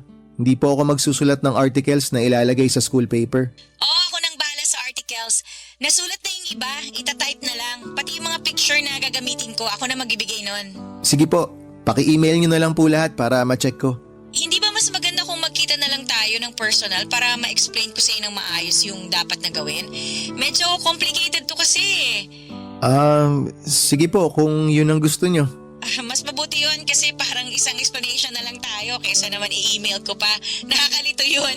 Sige ma'am, kayo pong bahala. O text ko na lang sa'yo yung date at saka place. Most probably itong weekend para walang pasok. Okay po ma'am. Sige po, salamat. Bye! Bye po. Sino yun, anak? Bagong kliyente, Nay. Nag-inquire lang kung gumagawa raw po ako ng school paper.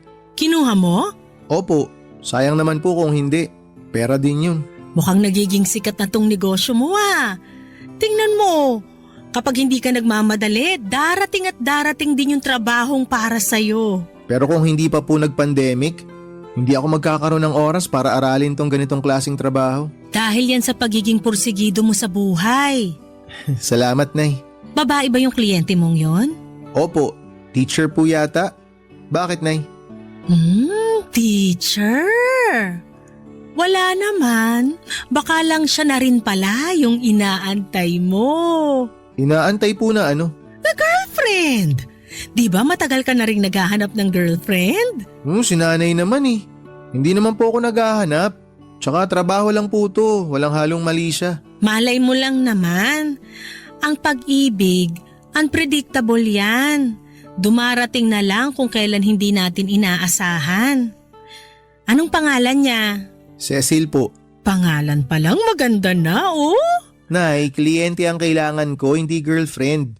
At tong si Ma'am Cecil, kliyente ko lang siya. Wala namang masama dun eh. Bahala nga kayo, Nay. Basta ako, kliyente ang hinahanap ko. Oo na, binibiro lang naman kita eh. Halika na, samahan mo ko. Saan po tayo pupunta? Samahan mo ko sa palengke. Baka makahanap tayo doon ng gustong magpagawa ng tarpaulin. Ipapakilala kita sa mga kakilala ko doon. Sige po, magbibihis lang ako. Magsusuot ka na naman ng hoodie. Siyempre naman po. Hindi pa kayo nasanay. Hala, sige dalian mo. Aantay na lang kita sa labas. Sige po.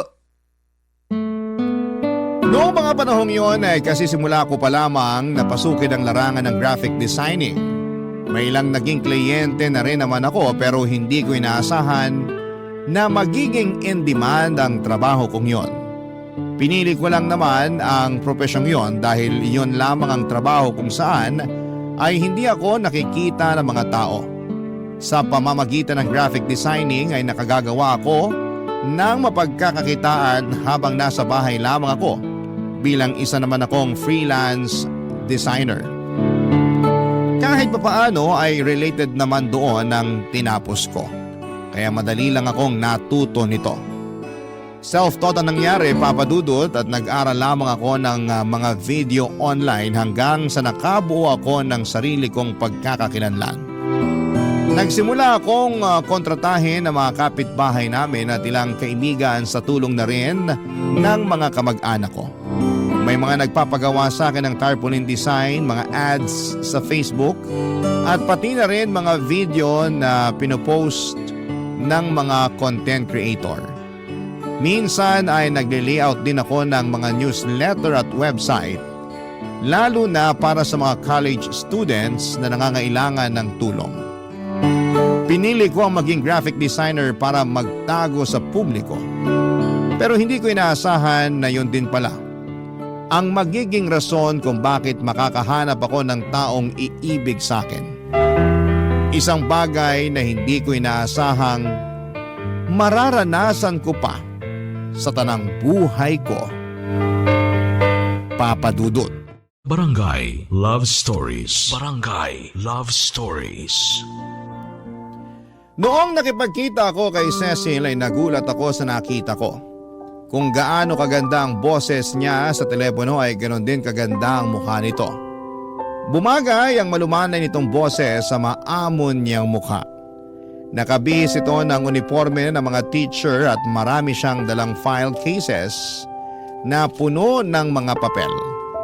Nung araw na yon ay napakarami namin na pag-usapan tungkol sa vision na gusto niyang gawin para sa school paper na ipapagawa niya sa akin.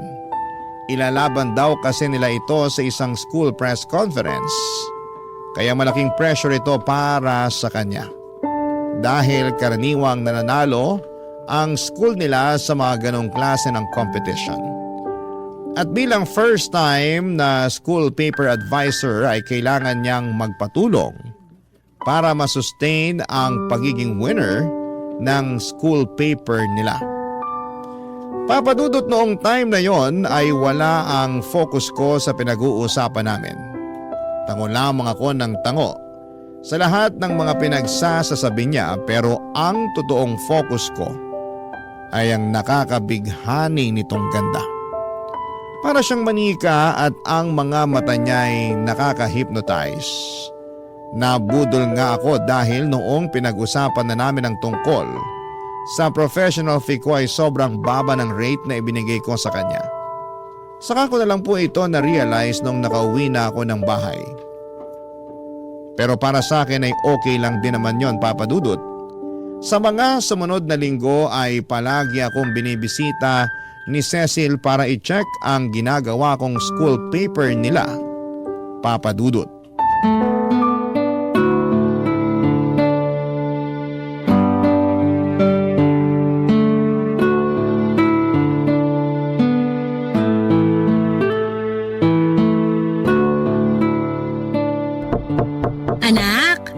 Anak, nandyan ka ba? Nay, bakit po? Natutulog ka ba? Anong ginagawa mo? Nagtatrabaho po ako ngayon. Bakit po? Sakto, may bisita ka. Si Ma'am Cecil. Titingnan daw niya yung pinagawa niyang school paper. Sandali lang po. Lalabas na ako. Nasa sala siya, pinapasok ko na.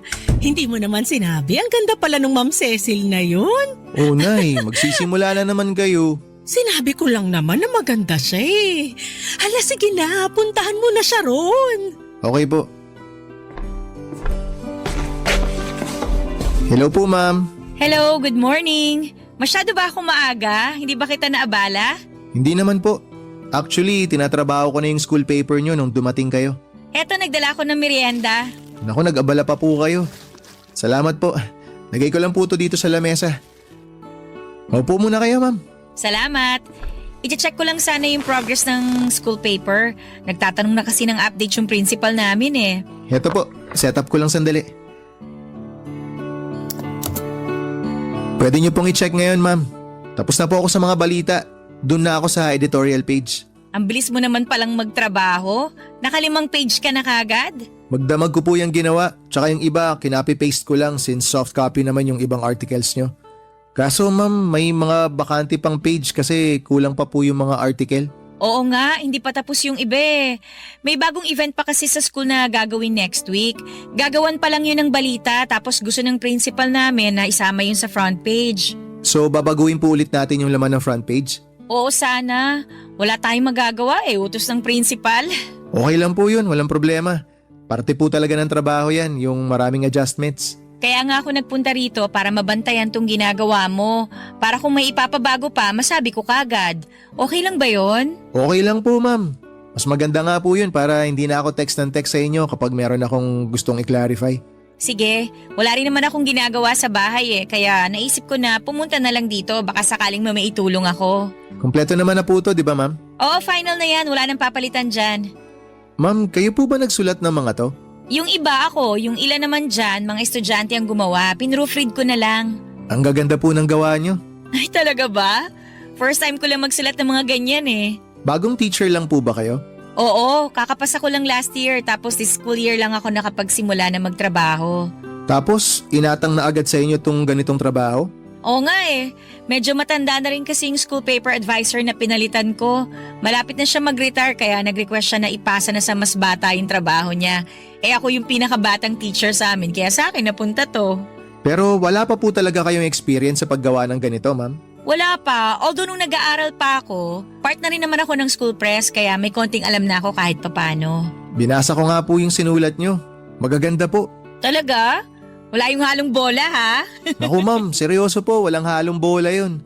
Isa yun sa dahilan kung bakit medyo natatagalan ako sa pagtatype kasi binabasa ko yung mga sinusulat nyo.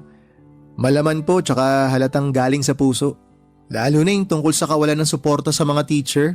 Ang dami nyo pong punto na naibigay dun. Based din kasi sa experience eh, kaya madali lang isulat. Teacher din kasi dati yung mama ko kaya alam na alam ko na kung anong buhay ng mga teacher dito sa Pinas. Eh bakit po pagtuturo ang kinuha nyo kung alam nyo naman po pala na mahirap magturo dito sa atin? Yun din kasi yung passion ko eh. Umaasa na lang ako na sa mga susunod na taon may magbabago na rin. Sa bagay, mukhang priority na rin naman nila ngayon ng mga teacher eh. Sana nga totohanin nila yung mga pangako nila, hindi puro salita lang. Eh ikaw naman, matagal ka na bang graphic designer? Baguhan lang din po ako. Nagsimula ako nung pandemic. Ah talaga? Opo, hirap po maghanap ng trabaho kaya naisip ko pong kumuha ng mga racket patungkol sa layouting. Nagsimula po ako online hanggang sa nagtuloy-tuloy na. Oh, mabuti naman may magandang naidulot sa iyo yung pandemic. Oo nga po eh.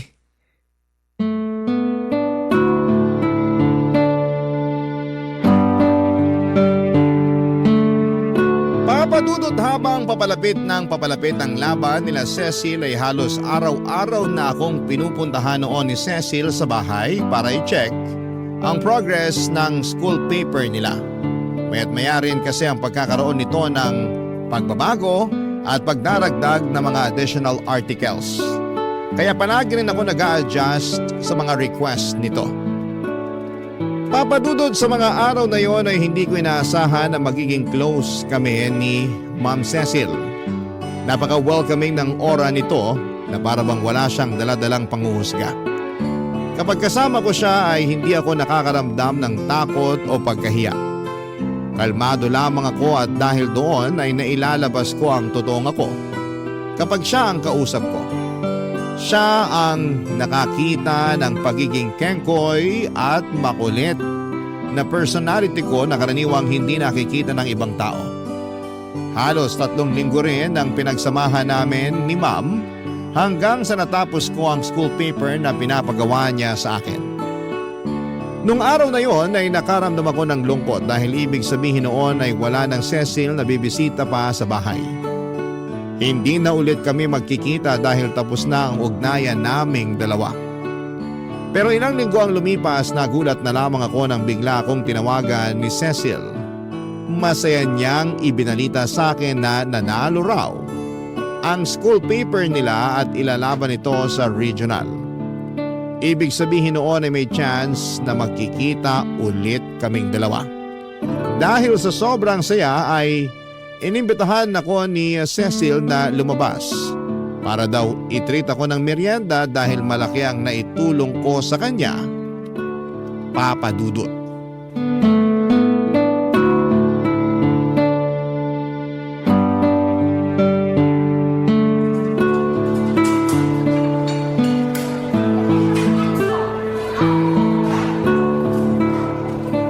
Salamat po pala ma'am sa pag-imbita nyo sa akin dito. Wala yun. Matagal na talaga sana kitang gustong i-invite na kumain sa labas. Kasi malaki talaga yung naitulong mo sa akin eh. Returning the favor, kumbaga. Hindi nyo naman na po kailangan gawin yun ma'am kasi ginawa ko lang naman po yung trabaho ko. Oo naman, pero may effort at concern yung ginawa mong trabaho eh. Hindi lang basta makapag-layout yung ginawa mo. Tumulong ka rin magbigay ng inputs at suggestions. Laking tulong nun kaya tayo nanalo sa school paper. Congratulations po pala. Salamat. Ano po pala yung sinalihan nyo? Para saan po ba yun? Yearly kasi, nagkakaroon ng competition for journalism ang DepEd. Naglalaban-laban yung mga bata sa pagsusulat ng balita, sports news, editorial at kung ano-ano pa. Naalala ko nga may ganyan din sa amin noon. Sumali ka rin ba nung bata ka? Hindi po, hindi naman po ako matalino para sa mga ganyang bagay. Pero hindi pa yun ang end ng competition kasi may next level pa. After ng division, meron pang regional competition. Talaga po? May regional pa? Oo, ang mangyayari niyan, magtatapat-tapat lahat ng nanalo sa isang region. Kung sinong mananalo, yun ang ilalaban nila para naman sa nationals. Ganun pala yun. Kaya mag-ready ka kasi panigurado maraming adjustments ulit ang gagawin sa school paper natin. Basta PM nyo lang po ako. Anytime naman ma'am, available ako. Matagal pa naman yun kaya may time ka pang kumuha ng ibang clients mo. Pati kayo makakapagpahinga na rin siguro sa wakas. Oo, sana. Kaso may bago na namang ipapagawa sa akin. Alam mo naman kapag teacher, hindi naubusan ng trabaho. Akala ko naman makakapagpahinga na kayo ma'am. Sanay na ako. Ito yung pinasok kong profesyon kaya ganitong buhay na rin ang inaasahan ko. Sanayan lang po talaga no? Totoo. Ay, may tanong pala ako sa'yo. Ano po yun? Huwag ka sana ma-offend ha. Noon ko pa kasi napansin. Nahiya lang ako magtanong pero ano nangyari dyan sa isang kamay mo? Ito po ba? Ipinanganak na po akong ganito. Birth defect. Pagkasilang ko po, wala na talaga akong kamay. Ganun ba? Ang hirap siguro niya nung bata ka pa, no? Hindi naman po naging mahirap ma'am. Ang maganda po dito, ganito na po ako nung isinilang kaya naging parte na rin siya ng paglaki ko, tong kapansanan ko. Hindi na po ako nahirapan mag-adjust kasi nung bata ako, natutunan ko naman po agad kung paano gumalaw ng isa lang po ang kamay. Kung sa bagay, tama ka naman. Pero ang naging mahirap po para sa akin noon, nung na-realize ko na iba po pala ako kumpara sa mga normal na tao. Dito po kasi sa Pilipinas, kapag kakaiba ka, katawa-tawa ka eh. Nabully ka ba noon? Sobra po. Araw-araw. Kapag meron silang pagkakataon, lagi akong iniinsulto. Lagi nila akong pinagtatawanan. Grabe. Pero wala na po sa akin yun, ma'am. Napatawad ko na rin naman sila. Mga bata pa kasi kami noon kaya di pa marunong mag-isip ng matino. Ngayon ba, wala na bang nambubuli sa'yo? Wala na pong makakabuli sa akin kasi hindi na po ako masyado nagpapakita sa tao eh. Hindi ka naman mabubuli kung hindi ka magpapabuli kaya ang ginawa ko, nagtago na lang po ako. Nakakalungkot naman. Dapat hindi ka magtago. Dapat nga maging proud ka. Kasi sa kabila ng lahat, napakatalentado mong tao. Ma'am, aanuhin ko naman po yung talento kung ang unang napapansin sa akin ay yung kapansanan ko. Na-offend ka pa rin ba kapag pinapansin ng iba yung kapansanan mo? Siyempre naman po. Alam ko na kung bakit. Sige po ma'am, bakit nga po ba? Kasi, ikaw mismo ang bumubuli sa sarili mo. Ikaw mismo yung nag-iisip na hindi ka magaling dahil lang sa iisa yung kamay mo. Yung mindset mo ba, hindi ka worth it kasi hindi ka buo. Ikaw yung pinakaunang bully ng sarili mo. Ay, siguro nga po tama kayo. Ang totoo niyan, hindi ko rin tanggap tong sarili ko eh. Lagi kong tinatanong ang sarili ko kung bakit ako ganito. Tingnan mo ako. Kita mo tang sungki-sungki kong ngipin? Kinakaya ko rin to noon. Binubuli ako kasi iba-iba raw yung direksyon ng ngipin ko. Pero pagtanda ko, natutunan ko rin tanggapin tong ngipin ko. Ba't ko ikakahiya, di ba? O ngayon, ngiti lang ako ng ngiti. Kiber kung sungki-sungki ngipin ko. Wala naman sila magagawa dun eh. Di ba? Sobrang ganda niyo pa rin ma'am kahit nga sungki yung ngipin niyo eh. Exactly. Ikaw rin, cute ka rin. Kahit paanong pagkukulang ang meron sa'yo. Talentado, mabait, magalang, madiskarte. Aba, lahat ng katangian na yun, kayang-kayang tabunan yung kawalan mo ng kamay. Pagkatapos ng araw na yon ay inad ako ni Ma'am sa Facebook para mas maging mabilis daw ang pag-contact nito sa akin kapag nangangailangan ulit siya ng graphic designer. Isa pa ay kailangan pa nilang ilaban ang school paper nila sa next level kaya marami pa silang kailangang palitan at ayusin. Sa pamamagitan noon ay mas lumalim pa ang pagkakaibigan namin ni Cecil hanggang sa na-realize kong nahuhulog na ang loob ko sa kanya. Lakas loob akong nag-confess ng pagkagusto ko sa kanya, Papa Dudut. At nagulat ako noong tinanggap niya ako nang walang pag-aalinlangan. Niligawan ko siya ng ilang buwan at sa unang pagkakataon ay may isang babaeng sumagot sa akin. Tinanggap ako ni Cecil kahit na hindi ako buo. Minahal niya ako kahit na hindi ako kumpleto. Siya ang taong bumuo sa nawawalang piraso ng buhay ko. Si Cecil ang isang taong naging rason kung bakit tanumbalik ang saya at sigla ng buhay ko. Dahil kay Cecil ay bumalik ang confidence ko sa sarili ko na matagal ko nang binitawan. Sa unang pagkakataon ay naging proud ako sa sarili ko. Tinanggap ko ng buo ang kapansanan ko at hindi ko na itinago ang kakulangan ko. Noong time na yon, Papa Dudut, ay itinigil ko na ang paggamit ng hoodie na naging simbolo ng kahihiyan ko dahil sa birth defect na ibinigay sa akin.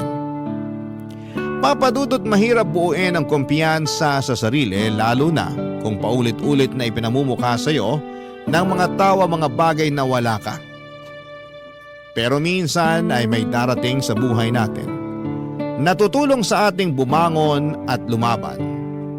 Para sa akin ay si Cecil yun na hanggang ngayon ay patuloy ang pagmamahal at pagtanggap sa isang tulad ko.